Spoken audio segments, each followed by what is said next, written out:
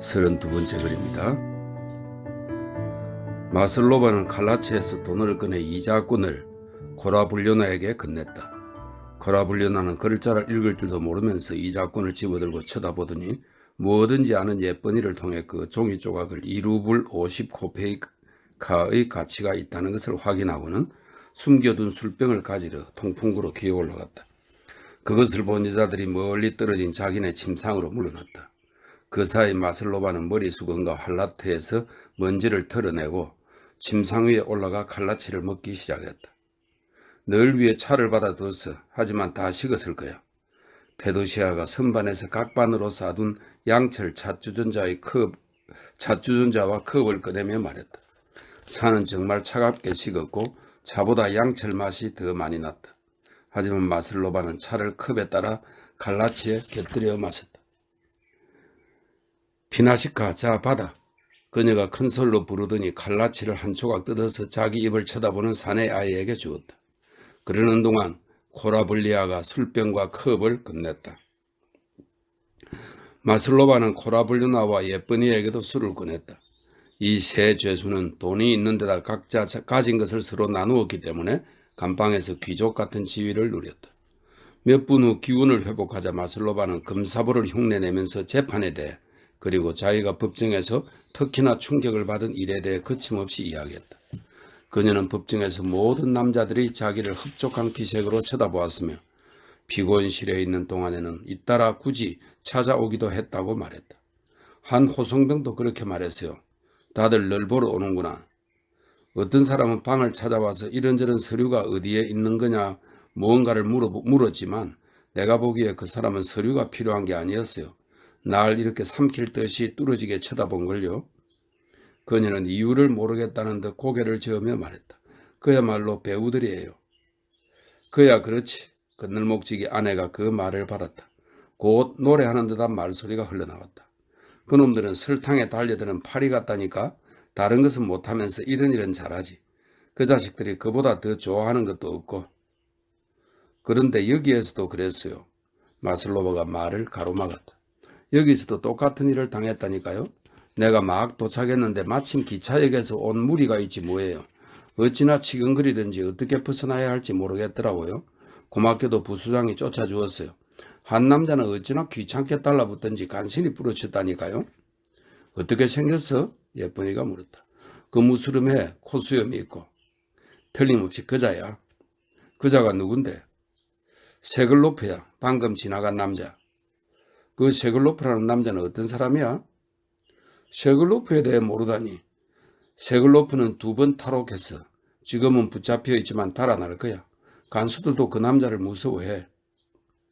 남자 죄수들에게 쪽지를 전하는 일이 많아 감옥에서 일어나는 일에 대해 모르는 게 없는 예쁜이가 말했다. 반드시 달아날걸? 달아나도 우리를 데려가지는 않겠지? 코라불려바가 말했다. 넌 차라리 그 이야기를 해봐. 그녀가 마슬로바를 돌아보았다. 변호사가 항소에 대해 무슨 말을 했는지 말이다. 당장 제출해야 하지 않나? 마슬로바는 아무것도 모른다고 말했다.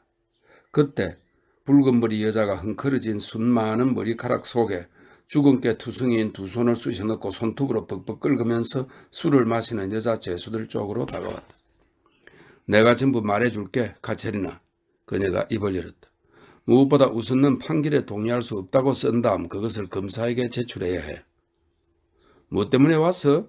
코라블리나가 저음의 성난 목소리로 말했다. 술 냄새를 맡았군. 입 닥쳐. 네가 없어도 뭘 해야 할지 우리는 다 알아. 넌 필요 없어. 나한테 얘기하는 게 아니잖아. 무슨 쓸데없는 참견이람. 술을 원하지? 그래서 온 거잖아. 괜찮아요. 가져다 줘요. 언제나 자기가 가진 것을 모두에게 전부 나눠주는 마슬로바가 말했다. 까짓 것 내가 가져다 주시. 자, 어디 한번 해보시지. 붉은 머리 여자가 코라불려나에게 다가서며 말했다.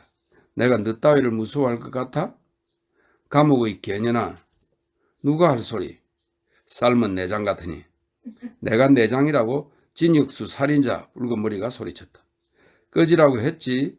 코라불려바가 침울하게 말했다. 하지만 붉은 머리는 더 가까이 들이댈 뿐이었다. 코라불려바는 그녀의 드러난 디룩디룩한 젖가슴을 밀쳤다. 붉은 머리는 그러기만 기다렸다는 듯 느닷없이 빠른 몸놀림으로 코라불려바의 머리카락을 한 손에 움켜쥐고서 다른 손으로 얼굴을 치려고 했다. 하지만 코라불려바가 그 손을 잡았다. 마슬로바와 예쁜이는 붉은 머리에 손을 잡고 그녀를 떼어놓기 위해 안간힘을 썼다. 그래도 붉은 머리는 코라불려바의 따은 머리를 움켜쥔 손을 펴지 않았다. 한순간 따은 머리를 놓았지만 그저 주먹에 칭칭 감기 위해서였다. 코라불려바는 고개를 숙인 채 한 손으로 붉은 머리에 몸뚱이를 치며 팔을 물었다. 싸우고 있는 두 여자 주위에 다른 여자들이 몰려와 소리를 지르면서 떼어놓으려고 애썼다. 폐병을 앓는 여자까지 다가와 기침을 하면서 대자비하는 여자들을 구경했다. 아이들은 서로 바짝 달라붙어 울었다. 소리나는 소리에 여자 간수가 남자 간수와 함께 들어왔다. 싸우던 여자들이 서로에게서 떨어졌다. 코라불려바는 하얗게 센 따은 머리를 풀어 뽑힌 머리카락을 골라냈고 붉은 머리는 갈기 찢어진 속옷을 누른 가슴에 댔다. 두 사람은 소리를 지르면서 변명하고 푸념했다. 다 알아. 이 모든 게 술 때문이지. 내일 소장님께 말씀드리겠다. 그분이 너희를 혼쭐 내실 거다. 냄새가 난다고. 여자 간수가 말했다. 명심해. 전부 치워. 그러지 않으면 호된 꼴을 당할 거다. 너희들의 시비를 가려줄 틈이 없어. 각자 자리로 돌아가서 입 다물어. 하지만 금방 조용해지지는 않았다. 여자들은 한참 동안 더 욕설을 하면서 이 일이 어떻게 시작됐는지 누구의 잘못인지를 두고 서로에게 찌끄렸다. 마침내 남자 간수와 여자 간수가 떠났고 여자들은 점점 잠잠해지더니 잠자리에 들 준비를 했다. 노파가 이콘 앞에 서서 기도를 하기 시작했다. 두 징역수가 한자리에 모였구만. 갑자기 판자 침상의 다른 쪽 끝에서 붉은 머리가 말 한마디 한마디에 이상할 정도로 날카로운 욕설을 더하며 갈라진 목소리로 내깔했다. 혼나지 않도록 조심해. 코라불려나도 똑같이 욕설을 덧붙이며 적각 응수했다. 그러고는 두 사람도 잠잠해졌다. 말리는 사람은 없었다면 내가 니년의 눈가를 뽑아버렸을 텐데. 다시 붉은 머리가 입을 열었고 다시 코라불라의 대답이 이를 맞받았다. 다시 아까보다 좀 더 긴 침묵이 이어졌고 또 욕설이 나왔다. 그 간격이 점점 길어지더니 마침내 모든 것이 완전히 정적에 잠겼다. 다들 누워있었고 몇몇은 코를 골기 시작했다. 다만 언제나 오랫동안 기도하는 노파만이 여전히 이콘 앞에 고개를 조아린 채 있었고 하급 사제의 딸은 여자 간수가 나가자마자 침상에서 일어나 다른 감방 안을 이리저리 서성였다. 마슬로바는 잠들지 않고 자신이 징역수라는 사실을 계속 곱씹었다. 보츠코바가 한 번, 붉은 머리가 한 번, 벌써 두 번이나 그 소리를 들었지만 도저히 그런 생각에 익숙해질 수 없었다. 그녀에게 등을 돌리고 누워있던 코라볼려바가 돌아누웠다. 생각도 못했어요. 짐작도 못했다고요. 마슬로바가 나직히 말했다. 다른 사람들은 무슨 짓을 해도 괜찮고 전 아무 잘못도 없는데 고통을 겪어야 해요. 슬퍼하지 마라 얘야. 시베리아에도 사람이 산다. 그곳에 간다고 죽는 건 아니야. 코라불려바가 그녀를 위로했다. 죽지 않으리라는 건 알아요. 하지만 분해요. 제가 그런 운명을 맞을 수는 없어요. 전 안락한 생활에 익숙한걸요. 하나님의 뜻을 거스릴 수는 없어. 코라불려바가 한숨을 쉬며 말했다. 그분의 뜻을 거스릴 수는 없다. 알아요. 아주머니 하지만 괴로워요. 그들은 잠시 잠자코 있었다. 들리지? 칠칠치 못한 년. 코라볼려바가 침상 반대편에서 들리는 이상한 소리로 마슬로바의 주위를 돌리며 말했다. 붉은 머리 여자가 애써 창문이 흐느끼는 소리였다. 붉은 머리는 방금 욕을 먹고 얻어맞고 그토록 원하던 술을 받지 못한 것 때문에 울었다. 한평생 욕설과 조롱과 모욕과 구타 말고는 기억나는 게 없다는 것 때문에도 울었다. 그녀는 베치카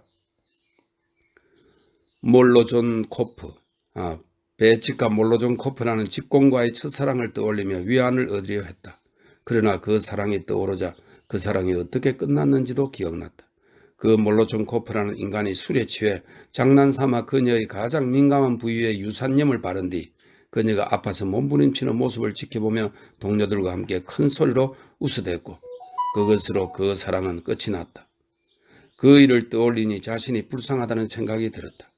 그녀는 아무도 듣지 않는다고 생각하며 울음을 터뜨리고는 신음소리를 내고 코를 킁킁거리고 짠 눈물을 삼키면서 아이처럼 울었다. 불쌍해요. 마슬로바가 말했다. 물론 불쌍하지. 그래도 참견하지는 마. 33번째 글입니다.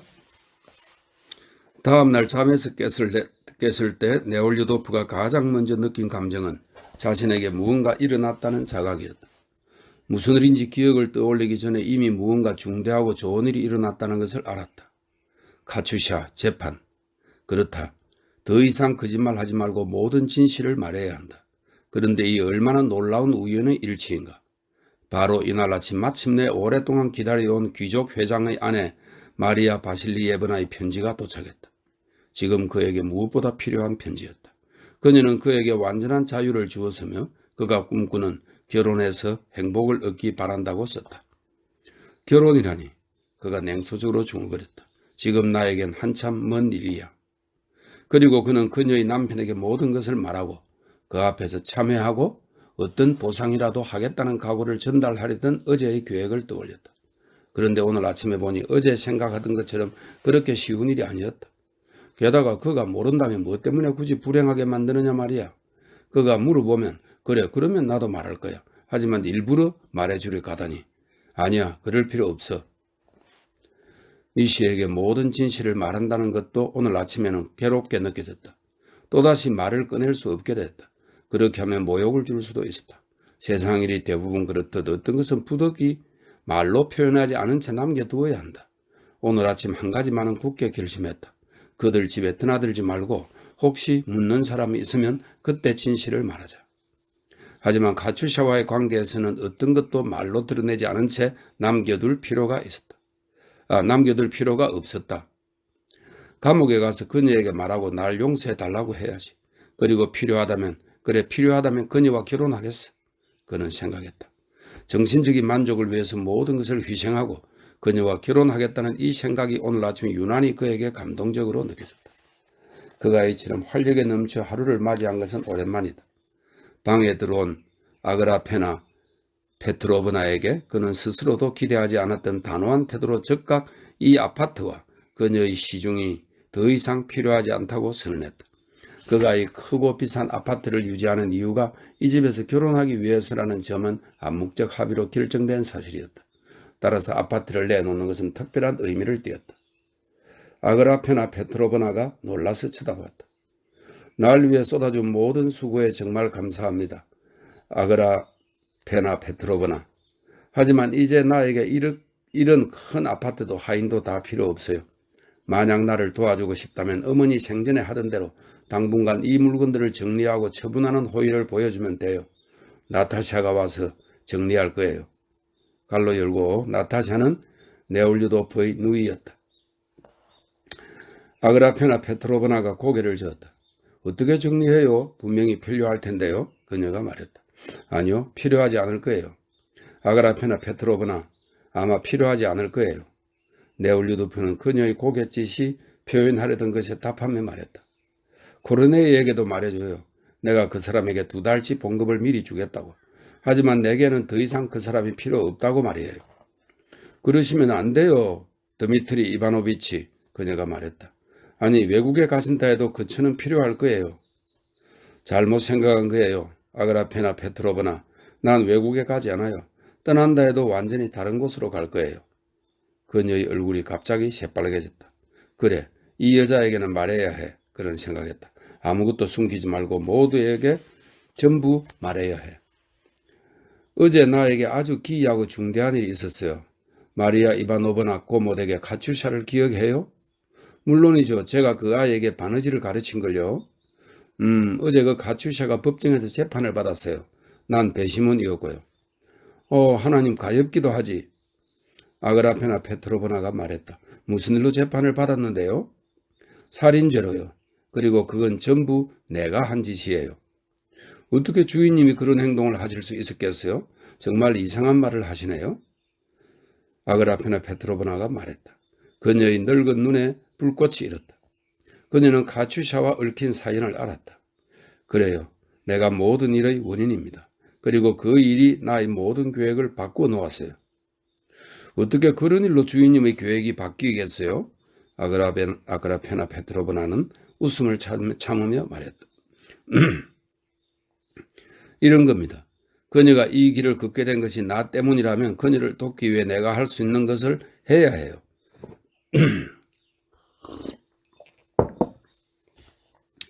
그야 주인님의 선한 뜻이고요. 다만 거기에 특별히 주인님의 잘못은 없어요. 누구에게나 일어나는 일이에요. 분별이 있다면 그런 것은 전부 지워지고 잊혀요. 그렇게 해서 사람들은 살아가게 되고요. 아그라페나 페트로브나가 엄하고 진지하게 말했다. 주인님이 그 일을 자기 탓으로 돌릴 이유가 없어요. 저는 예전부터 그녀가 잘못된 생활을 하고 있다고 들었어요. 그럼 그건 누구의 잘못이겠어요? 내 잘못이에요. 그러니 내가 바로잡고 싶어요. 글쎄요, 그걸 바로잡기는 어려워요.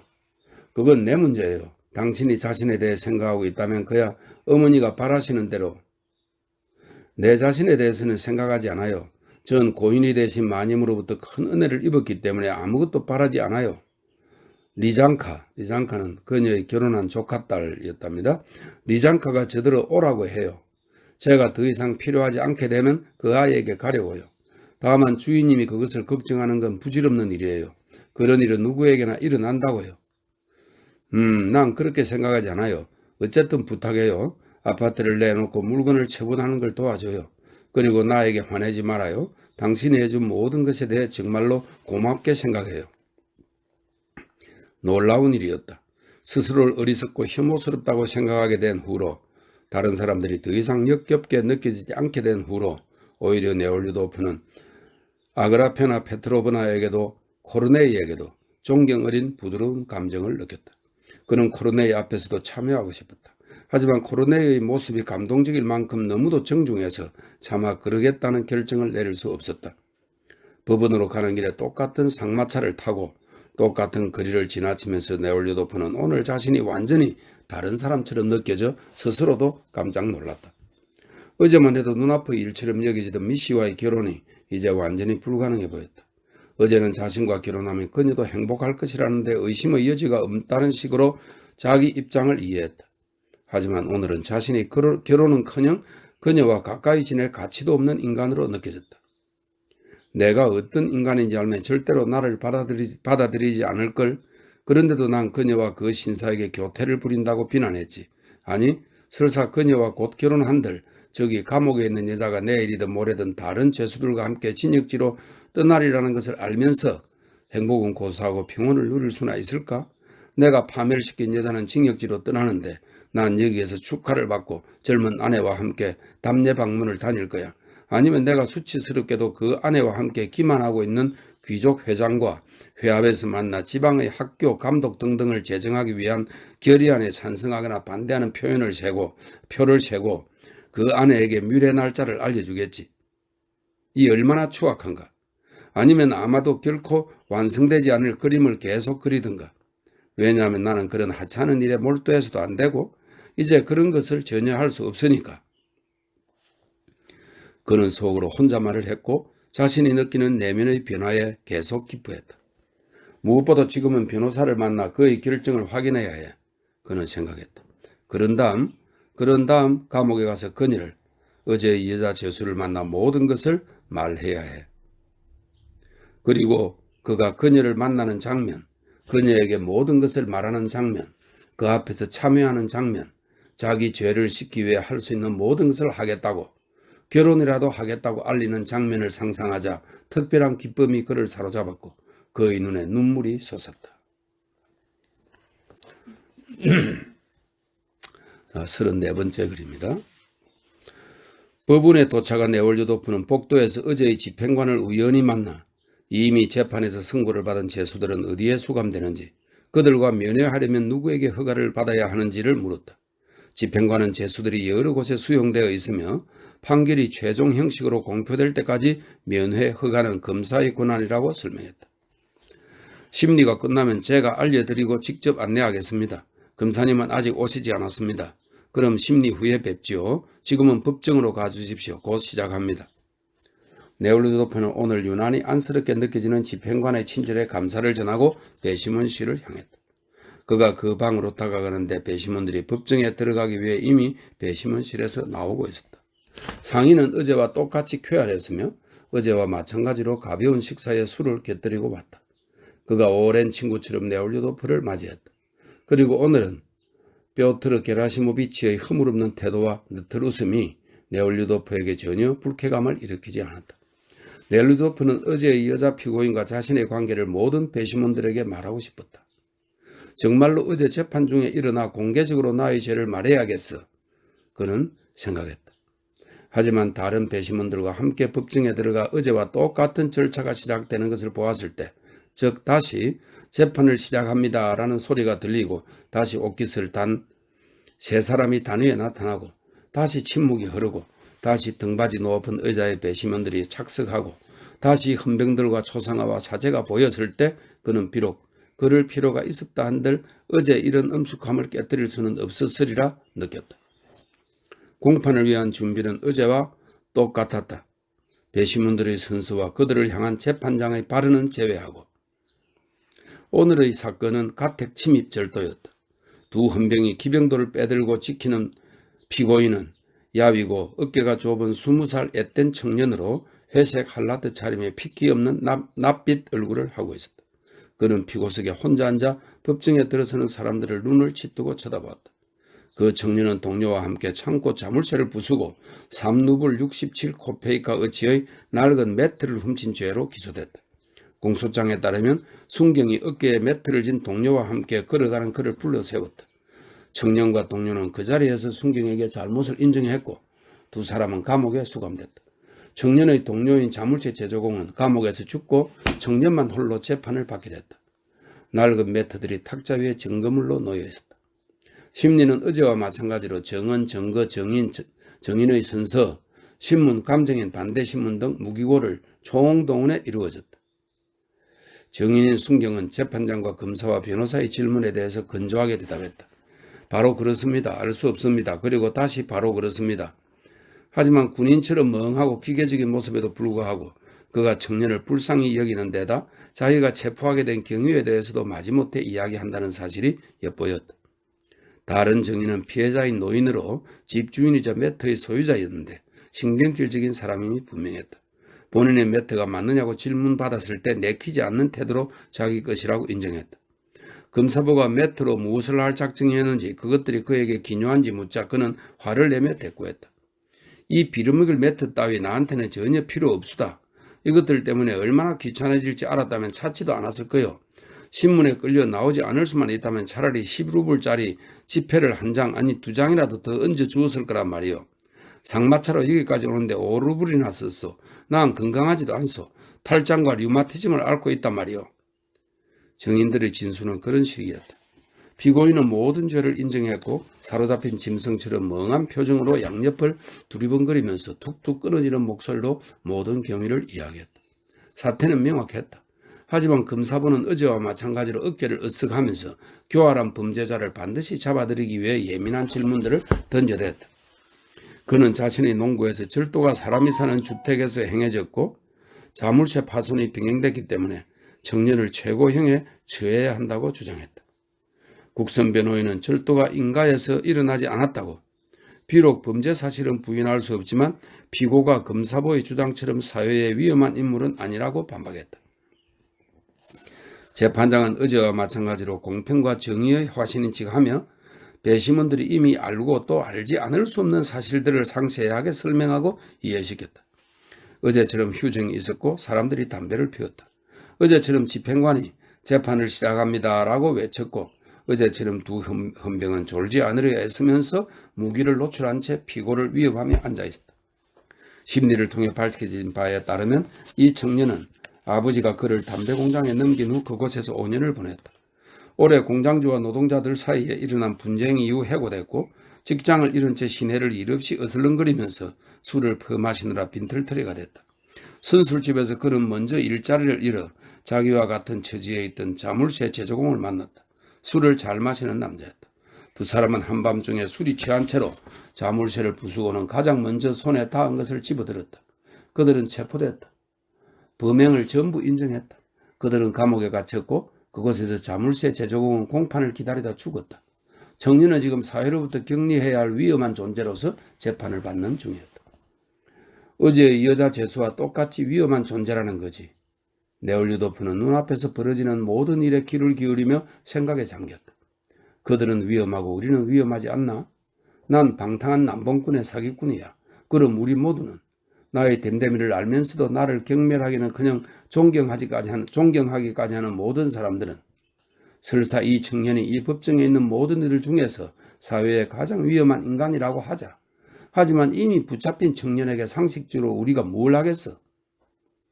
분명 이 청년은 어떤 특별한 악한이 아니라 지극히 평범한 사람이고 현재의 모습이 된 것은 단지 그런 인간들을 낳은 환경에 놓였기 때문이야.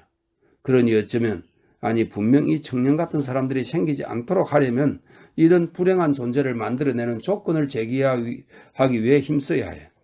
하지만 우리는 무엇을 하고 있지?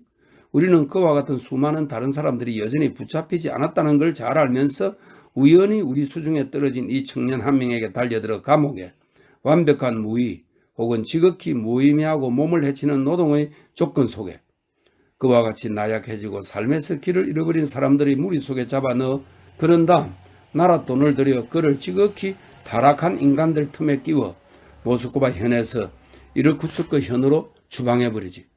그런 인간들을 낳는 조건을 제거하기 위해 우리는 아무것도 하지 않을 뿐 아니라 그저 그들을 양산하는 시설을 장려할 뿐이야. 그런 시설은 아주 잘 알려져 있지. 제작소, 공장, 작업장, 술집, 유곽. 그리고 우리는 그런 시설들을 제거하지 않을 뿐 아니라 불가피한 것으로 간주하면서 장려하고 조절해. 그렇게 한 명이 아닌 수백만 명의 인간을 길러내고 그런 다음에는 한 사람을 붙잡고 나서 상상하지. 우리가 무언가를 해서 스스로를 지켰다고. 그 사람을 모스크바 현에서 이르쿠츠크 현으로 보내버렸으니 우리는 더 이상 아무것도 요구받지 않을 거라고. 네올류도프는 대령과 나란히 앉아 다양한 억양으로 말하는 변호인과 검사와 재판장의 목소리에 귀를 기울이고 그들의 자신만만한 몸짓을 보면서 유난히 생생하고 또렷하게 생각을 펼쳐나갔다. 게다가 이런 허위에 얼마나 집중된 노력이 드는지 네올류도프는 그 거대한 홀, 그 초상화와 램프와 안락의자와 제복, 그 두꺼운 벽과 창문을 둘러보면서 계속 생각했다. 그리고 이 거대한 건물, 훨씬 더 거대한 제도 자체, 이것만이 아니라 러시아 전역에서 누구에게도 필요하지 않은 이 희극을 위해 봉급을 받는 관료와 토지 대장 서기와 수위와 파발꾼 전체를 떠올렸다. 만약 우리가 지금 우리의 평안하고 쾌적한 생활을 위해 없어서는 안 될 수족으로만 바라보는 저 버림받은 존재를 돕기 위해 그 노력의 100분의 1이라도 쏟으면 어떻게 될까? 네올류도프는 청년의 겁에 질린 병약한 얼굴을 쳐다보며 생각했다.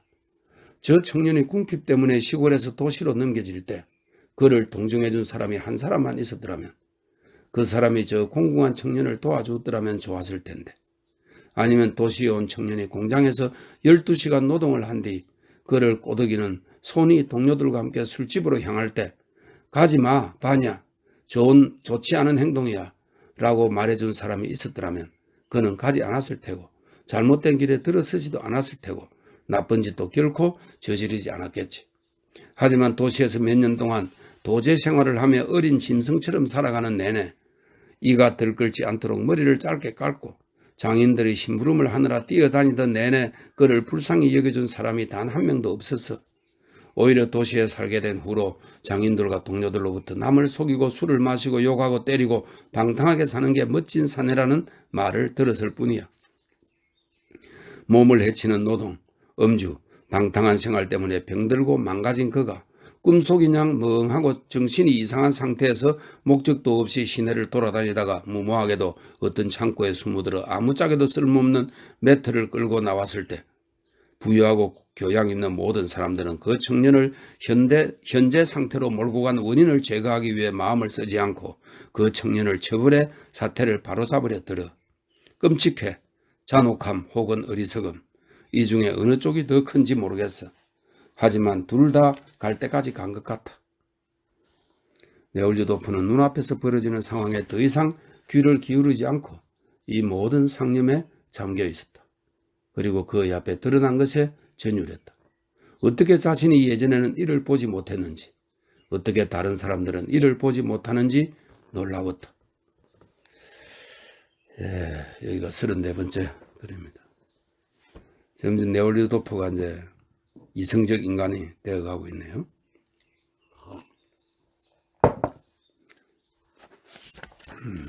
우리가 갔던 그 이루츠쿠츠가 이제 기항지, 전에와 그 기항지를 안 합니까, 그죠?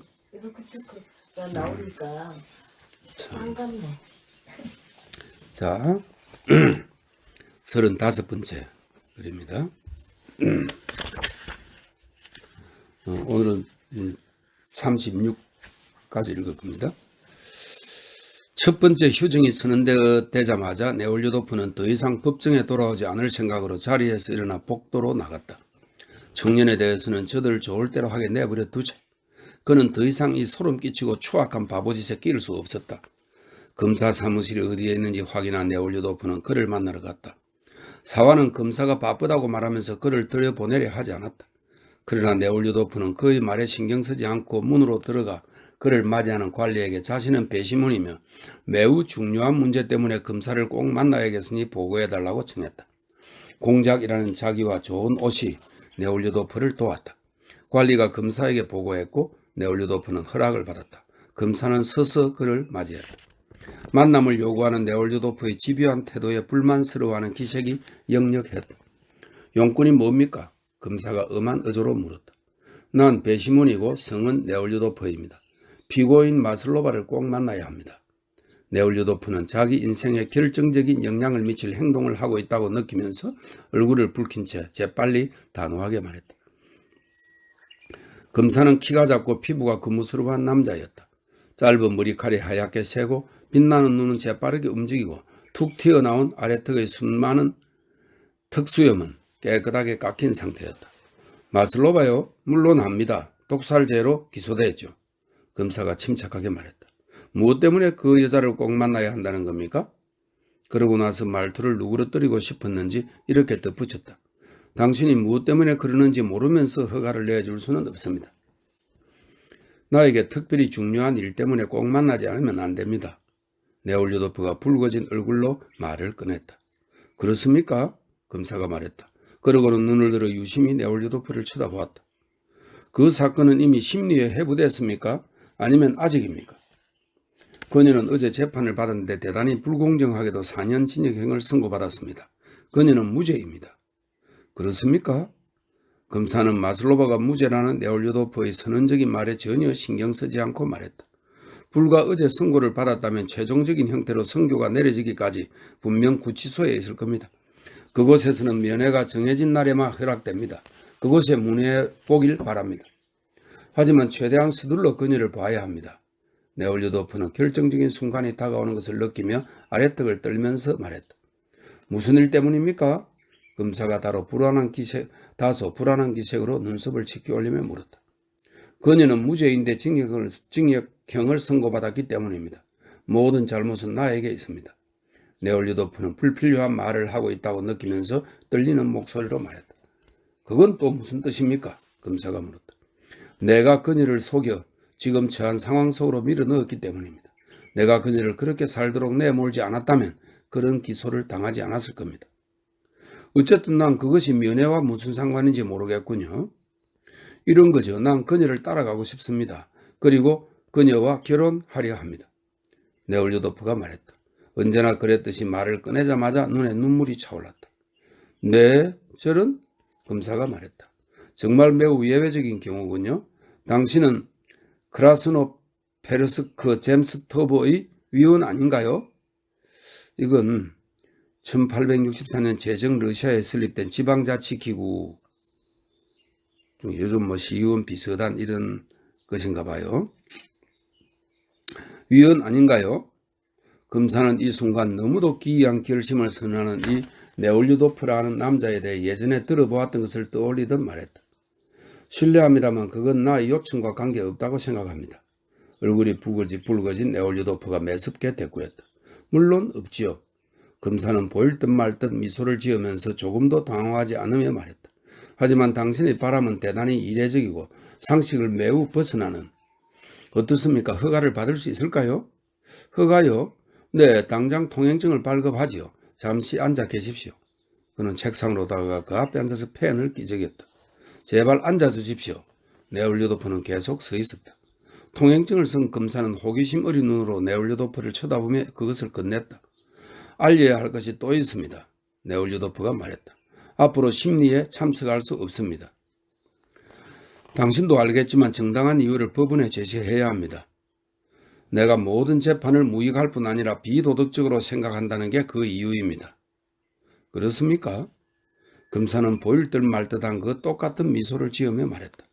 마치 그 미소를 통해 그런 선언은 자기도 이미 아는 우스갯소리 중 하나라는 사실을 보여주려는 듯 했다. 그렇습니까? 그런데 당신도 잘 알겠지만 난 검사로서 당신에게 동의할 수 없습니다. 따라서 그 점에 대해서는 법정에서 발언하기를 권합니다. 법정은 당신의 발언을 숙고해서 정당한지 아닌지 파악한 후 후자인 경우 당신에게 벌금을 부과할 겁니다. 법정에 호소하십시오. 나는 선언했고 더 이상 의도에도 가지 않겠습니다. 네올리도프가 화를 내며 말했다. 안녕히 가십시오. 검사는 고개를 숙이며 말했다. 이 이상한 방문객으로부터 얼른 벗어나고 싶은 게 분명했다. 당신 방에 있던 그 사람은 누굽니까? 네올리도프가 나가자마자 검사의 사무실에 들어온 배석 판사가 물었다. 네올리도프입니다. 그러니까 크라스노페르스크군 잼스터보에서 온갖 이상한 발언을 하던 남자 말입니다. 생각해봐요. 그 사람은 배심원이고 피고들 중에 징역 선고받은 여자인가 여자애인가가 있는데 말이죠. 그 사람 말로는 그 여자가 그에게 속았답니다. 지금 그가 그 여자와 결혼을 하려고 해요. 설마 그럴 리가. 그 사람이 나에게 그렇게 말했습니다. 그것도 무슨 이상한 흥분 상태에 빠져서. 요즘 젊은 이들에게는 비정상적인 무언가가 있어요. 네, 하지만 그 사람은 그다지 젊지 않은데요. 그렇죠. 그런데 이봐요.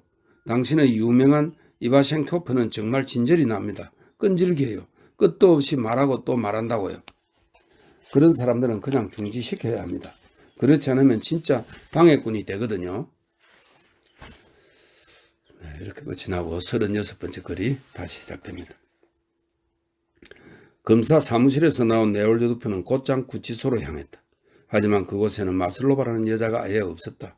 간수는 네올리도프에게 그녀가 틀림없이 이송 죄수를 위한 낡은 감옥에 있을 거라고 말했다. 네올리도프는 그곳으로 갔다. 실제로 예카체리나 마슬로바는 그곳에 있었다. 6개월 전 어떤 정치적 사건이 일어나 극도로 고조되는 바람에 구치소가 대학생, 의사, 노동자, 여학생, 간호사들로 꽉 차게 된 사실을 검사가 잊고 있었던 것이다.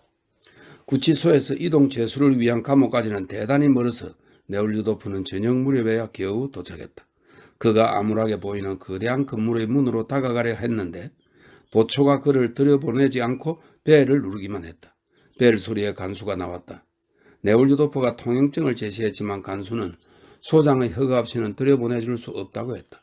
네올리도프는 소장을 찾아갔다. 그가 계단을 올라가는 동안 포르테 피아노로 연주하는 어떤 복잡하고 웅중한 곡이 문 밖으로 흘러나왔다. 한쪽 눈에 붕대를 감은 성난 하녀가 문을 열자 그 소리가 방에서 터져나오듯 그의 귀를 아프게 찔렀다. 리스트의 진질이 나는 랩소디였다. 훌륭한 연주였지만 어느 부분까지였다. 그 부분에 이르면 다시 똑같은 연주가 되풀이됐다. 네올리도프는 붕대를 감은 하녀에게 소장이 집에 있는지 물었다. 하녀는 없다고 대답했다. 곧 오십니까? 랩소디는 다시 중단되었고 마법에 끌리듯한 막다른 부분에 이르기까지 또 눈부시고 요란한 연주가 되풀이됐다. 가서 여쭤볼게요. 그러더니 하녀는 그 자리를 떠났다. 랩소디가 다시 막 질주하다 갑자기 막다른 부분에 이르기 전에 뚝 끊어지고 어떤 목소리가 들렸다. 지금 안 계시고 오늘은 돌아오지 않으실 거라고 그 사람에게 전에 아버지는 다른 집을 방문하라고 하셨어. 왜 이렇게 귀찮게 하는지. 문 안쪽에서 여자 목소리가 들렸다. 다시 랩소디가 들리나 싶더니 또 연주가 멈추고 의자를 움직이는 소리가 들렸다. 화가 치민 피아노 연주자가 부적절한 시간에 찾아온 집요한 방문객을 직접 힐난하려는 것이 분명했다. 아빠는 안 계세요. 머리카락을 부풀린 볼품없는 외모의 아가씨가 환한 기색으로 말했다. 어물한 눈밑이 푸르스름하고 얼굴색이 창백했다. 멋진 외투를 입은 젊은 남자를 보자 그녀의 태도가 누그러졌다. 어서 들어오... 무슨 일이죠? 감옥에 있는 여자 죄수를 만나야 합니다. 아마 정치범이겠죠? 아니요, 정치범이 아닙니다. 나에게 검사의 허가증이 있습니다. 글쎄요, 나 몰라요. 아빠는 안 계시고요. 어쨌든 들어오세요. 작은 대기실에서 그녀가 다시 그를 불러들었다. 아니면 부소장을 만나보세요. 지금 사무실에 있으니 그 사람에게 말해보세요. 성함이 어떻게 되시죠? 감사합니다. 네올리오도프는 질문에 대답하지 않고 이렇게만 말한 후 떠났다. 그의 등 뒤에서 문이 채 닫히기도 전에 아까와 똑같은 활기차고 명랑한 소리가 들려왔다. 그것이 만들어지는 장소와도 그것을 매우 집요하게 연습하는 볼품없는 아가씨 얼굴과도 너무나 어울리지 않는 소리였다. 앞마당에서 네올리오도프는 염색한 콧수염이 위로 솟은 젊은 장교를 만나 부소장에 대해 물었다. 그 사람이 바로 부소장이었다. 그는 통행증을 받아들고 그를 잠시 쳐다보다가 구치소 통행증으로 이곳에 들여보낼 수는 없다고 말했다. 게다가 이미 너무 늦었다. 내일 와주십시오. 내일 10시에는 누구에게나 면회가 허락됩니다. 그때 오면 소장님도 댁에 계실 겁니다. 그럼 일반실에서 면회를 할 수 있습니다. 소장님이 허락하시면 사무실에서도 할 수 있고요. 그렇게 해서 네올리오도프는 이날 면회에 성공하지 못하고 집으로 향했다. 그녀를 만난다는 생각에 흥분한 네올리오도프는 길을 따라 걸으며 이제는 재판이 아니라 검사며 부소장과 나눈 대화를 떠올렸다. 그녀를 면회할 방법을 모색하고 검사에게 자기 계획을 말하고 그녀를 만나겠다는 각오로 두 군데 감옥에 들른 사실에 너무 흥분한 나머지 한참 동안 마음을 진정할 수 없었다. 집에 도착하자 곧바로 오랫동안 건드리지 않은 일기장을 꺼내 그중 몇 군데를 읽고 다음과 같은 글귀를 적어두었다. 일기를 이렇게 썼습니다. 2해 동안 일기를 쓰지 않았고 다시는 이런 어린애 같은 짓으로 돌아가지 않겠다고 생각했다. 하지만 그것은 어린애 같은 것이 아니라 자신과의 모든 인간의 내면에 살고 있는 신성을 지닌 진정한 자아와의 대화였다. 그동안 나는 잠을 잤고 나에게는 대화할 사람이 없었다. 4월 28일 배시문으로 출석한 법정에서 벌어진 이상한 사건이 내 자아를 깨웠다. 난 나에게 기만당한 카츄사가 제수복을 입은 채 피고석에 있는 것을 보았다. 이상한 오해와 나의 실수 때문에 그녀는 징역형을 선고받았다. 이제 막 검사를 만나고 감옥에 다녀오는 길이다. 면회는 허락되지 않았다. 그러나 그녀를 만나 참여하고 내 죄를 씻기 위해서라면 무엇이든 그것이 결혼이라 해도 하기로 결심했다. 하나님 나를 도와주소서. 기분이 아주 좋다. 나의 영혼은 기쁨으로 충만하다.